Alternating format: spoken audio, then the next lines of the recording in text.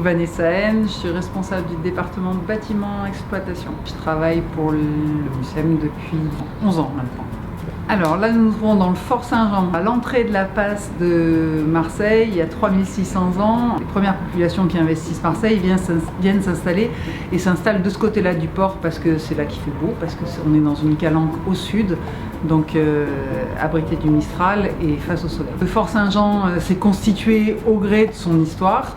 Les phocéens s'installent, découvrent cette calanque et commencent à se positionner.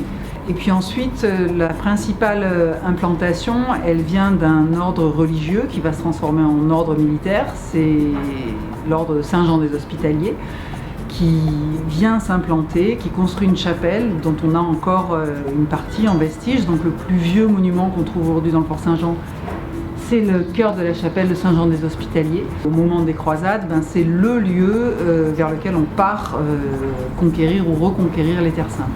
Au XVe siècle, une guilde de marchands réussit à récolter des fonds qui permettent de venir construire la tour du roi René.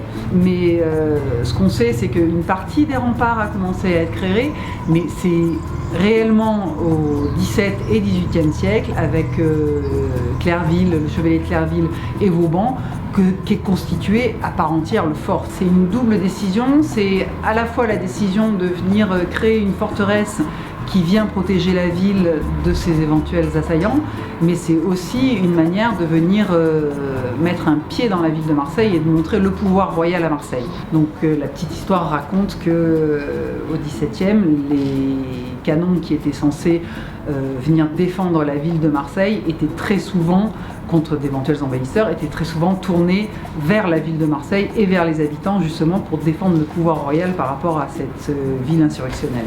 Il a été classé monument historique en 62. Il y a eu plusieurs étapes de réhabilitation, plutôt de la conservation au titre des monuments historiques de ce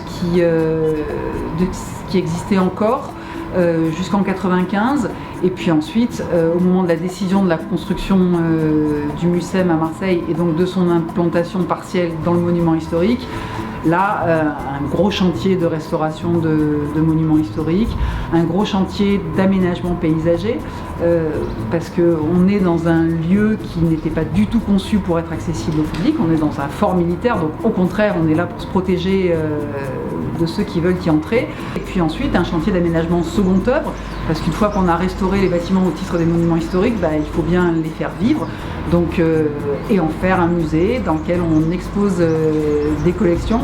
Donc ça signifie de l'éclairage, du chauffage, de la ventilation, de la vidéosurveillance, donc tout un chantier seconde œuvre qui s'est déroulé dans tous les bâtiments du fort. Aujourd'hui, c'est un lieu de champ des possibles infini, c'est-à-dire que je viens dans le Fort Saint-Jean pour y faire ma sieste, pour m'y balader, pour y boire un coup, pour y acheter un ouvrage, pour faire une balade historique, pour y voir des expositions.